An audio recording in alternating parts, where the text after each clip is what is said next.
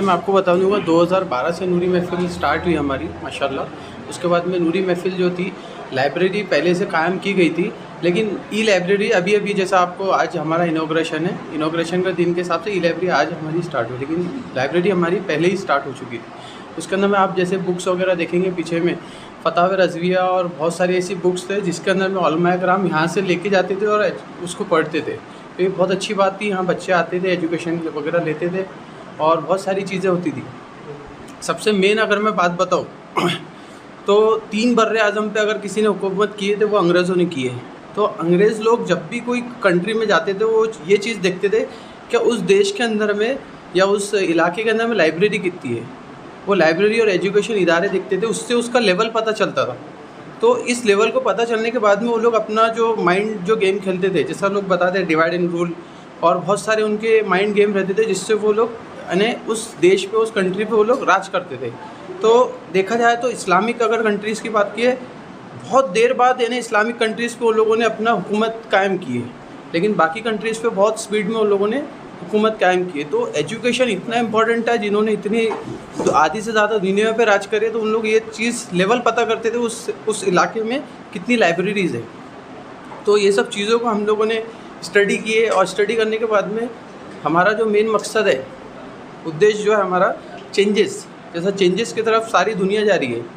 تو پہلے ہماری ڈیجیٹل لائبریری نہیں تھی، آج ڈیجیٹل لائبریری ہر کسی کے ہاتھ میں اسمارٹ فون ہے، کمپیوٹر ہے، لیپ ٹاپ ہے۔ تو اس چیز کی نیڈ کو دیکھتے ہوئے ہم لوگوں نے ڈیجیٹل لائبریری کی طرف میں ہمارا قدم یہاں پہ ہم لوگوں نے رکھا ہے، اور آنے والے دنوں میں انشاءاللہ دیکھا جائے گا تو یہاں پہ کمپٹیٹیو ایگزامس ہے، اور جیسا ارشاد بھائی نے ہمارے کو بتایا ہے کیا جو بھی گورنمنٹ کی اسکیم ہوتی ہے، اور آدھار کارڈ، پین کارڈ اور بہت ساری چیزیں، وہ سب چیزیں بھی ہم لوگ انشاءاللہ یہاں پہ بنائیں گے انشاءاللہ۔ تو ہمارے یہاں پہ جو جیسا آپ نے اس سے پہلے اتر ناگپور کی بات کیے تھے، تو جیسا ہمارا جو دکشن ناگپور ہے، دکشن ناگپور بھی جو ہے ایک چینجز کی طرف جا رہا ہے۔ جیسا فیضان تاج الاولیاء ہے ماشاءاللہ، بہت اچھا کام آشرم کے اوپر میں، کینسر ہاسپٹل کے اوپر کام کر رہی ہے۔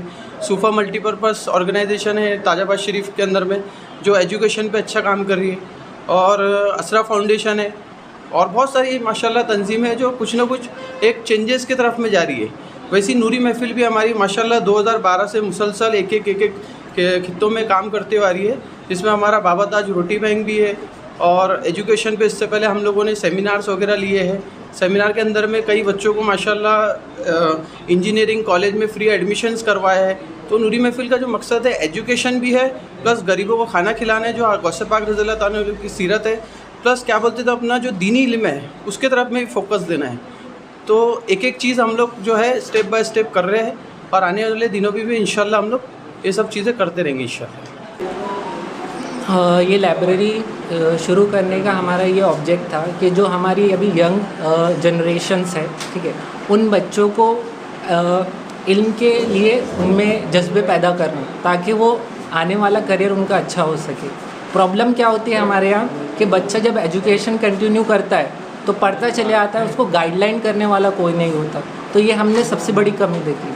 پرابلم یہ ہو رہی تھی کہ بچے 10 پاس آؤٹ ہو رہے تھے، اور ان کو یہ سمجھ میں نہیں آ رہا تھا کہ ہم کون سی فیلڈ چنیں۔ ہم لائبریری کھول کے یہ کرنا چاہتے کہ ان بچوں کا انٹرسٹ لائبریری میں پیدا کرنا چاہتے ہیں، تاکہ ان کو یہ پتہ چل سکے کہ وہ کون سی فیلڈ ان کے لیے اچھی ہے۔ ان کو کریئر گائیڈ لائن کر سکتے ہیں، ہم یہاں پر کنیکٹ کر سکتے ہیں بک سے۔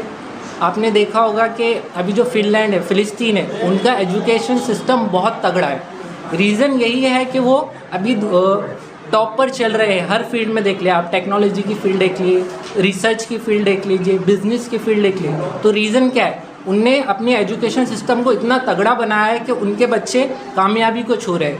ہمارے پاس اتنی ایجوکیشن ہونے کے بعد، اچھے علماء ہونے کے بعد ہمارے بچے پیچھے پچھڑ رہے ہیں۔ ریزن کیا ہے؟ ہم علم سے دوری کرتے چلے آ رہے ہیں۔ لائبریری کھول کے ہمیں یہ کرنا ہے کہ بچوں کو علم کی طرف کھینچ کر لانا ہے، تاکہ وہ اچھا کریئر چن سکے اور آگے بڑھ سکے۔ جی حضرت، سب سے پہلا سوال آپ سے کہ لائبریری کی اہمیت کے بارے میں ہم چاہیں کہ آپ بتائیں۔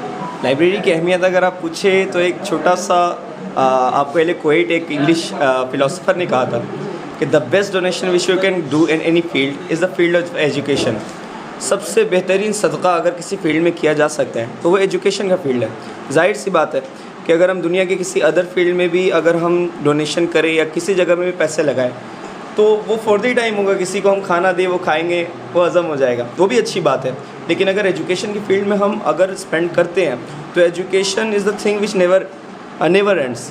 وہ کبھی ختم نہیں ہوتی ہے. آپ جس کو بھی ایجوکیشن دے رہے ہیں اور ایجوکیشن کی فیلڈ پہ اسپینڈ کر رہے ہیں وہ تو خود ایجوکیٹ ہو رہا ہے, لیکن اس کے ذریعے اور بھی لوگ ایجوکیٹ ہوتے ہیں.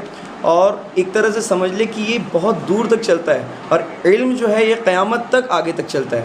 ابھی فی الحال آپ جو لائبریری آپ لوگوں نے اوپن کیا ہے بہت ہی بہترین انیشیٹو ہے. کہ قوم میں ہمارے پاس اپنے ایریا میں ہر ایریا میں ہوٹلس تو اویلیبل ہوتے ہیں, بہت ساری چیزیں اویلیبل ہوتی ہیں, یہ شاپ وہ شاپ, لیکن کوئی ایک ایسا پلیس نہیں ہوتا ہے جہاں اسٹوڈنٹس یا پھر وہ جو ایجوکیشن سیکھ کر رہے ہیں وہ لوگ پیس مائنڈیڈ آ کر کے بیٹھ کر کے ایجوکیشن کی فیلڈ میں اپنے جو بھی سیلف اسٹڈیز کرنا چاہے وہ کرے. لیکن ایسا کوئی جگہ اویلیبل نہیں ہوتا ہے. لیکن الحمدللہ نوری محفل کی جانب سے بہت ہی بہترین انیشیٹو ہے کہ لائبریری کے لیے اللہ پاک مزید برکتیں عطا فرمائے.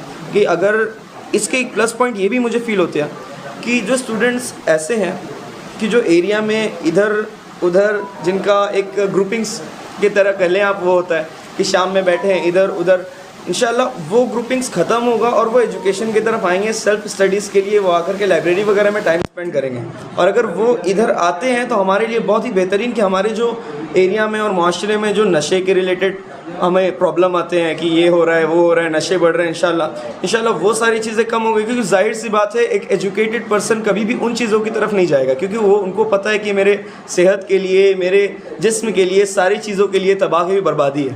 اگر انشاءاللہ وہ ادھر آ کر کے ایجوکیٹ ہوتا ہے, وہ سیلف اسٹڈیز کی طرف دھیان دیتا ہے, اپنے ایجوکیشن کی طرف دھیان دیتا ہے انشاءاللہ, تو وہ ساری چیزیں انشاءاللہ وہ کم ہوں گی. اور ایک طرح سے سمجھ لیں یہ بہت ہی اچھا اسٹیپ ہے. اگر ہر ایریا میں اسٹیپ کو لیا جائے اور لائبریری کا اور سیلف اسٹڈی کا ایک سینٹر بنایا جائے انشاءاللہ, تو دھیرے دھیرے ہم دیکھیں گے کہ ہمارا معاشرہ انشاءاللہ پلس کی طرف جاتا ہوا نظر آئے گا انشاءاللہ.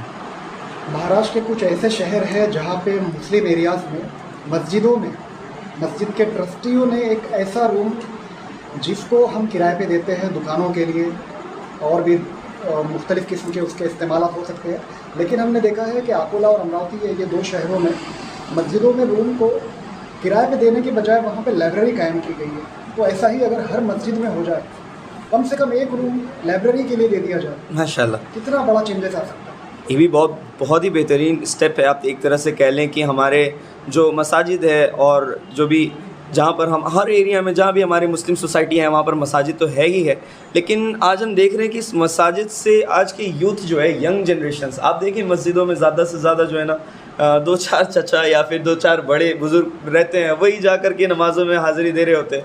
لیکن یوتھ کا مسجد میں کچھ خاص انٹرفیئر نظر نہیں آتا ہے کہ وہ پانچوں ٹائم میں یوتھ نظر آئے, ینگسٹرس نظر آئے, ان کا کہیں اور ہی نظر آتا ہے. اگر مسجدوں کے شرعی حدود کو دیکھتے ہوئے, شرعی تقاضوں کو فلفل کرتے ہوئے اگر مفتی صاحب سے رائے لے کر کے کہ اس کے لیے کس جگہ سے اسپیس نکالا جائے, یہ مسجد کے اندر آ رہا ہے, فنائے مسجد, خارج مسجد, وہ مفتی صاحب سے بات کر کے اور جس طرح سے شریعت کے حساب سے اگر اس کا اسپیس نکالا جائے, تو مجھے ایسا لگتا ہے کہ اگر ہر مسجد میں یہ اسٹیپ لیا جائے تو جو ینگ یوتھ ہے جو ایجوکیشن کے نام پہ آج ہمارے دین سے دور چلے جا رہے ہیں, ایجوکیشن کے نام پہ کہ چارلس ڈارونس کا تھیوری تو یہ ہے لیکن اسلام بتاتا یہ ہے, ایولیوشن تھیوری تو ہمیں یہ بتاتا ہے لیکن ہمارا اسلام تو کہتا ہے یہ ہے. تو یہ جو دو انٹریکشنس ہوتے ہیں, جو دو باتیں نظر آتی ہیں جس کی وجہ سے ایک یوتھ کے مائنڈ میں آتا ہے کہ اسلام کی جو باتیں ہیں وہ پرانی ہو گئی ہے وغیرہ, اس طرح سے جو اس کے مائنڈ میں آتا ہے انشاءاللہ اگر وہ مسجد میں اگر لائبریری ہوگی تو ظاہر سی بات ہے وہ امام صاحب سے اور مذہبی لوگوں سے ڈائریکٹلی کنیکٹڈ رہے گا. اس کو جو کنفیوژنس وہاں پر ہوگا کہ حضرت یہ ایولیوشن کے ریلیٹڈ تھیوری تو یہ کہتی ہے کہ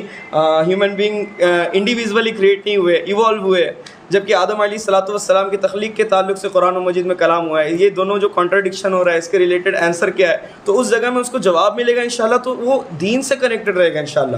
اور ایک میں دیکھتا ہوں کہ بہت سارے, ظاہر سی بات ہے اللہ پاک ہمارے ہر اسٹوڈنٹس کو مزید ترقی اور ترقی عطا فرمائے.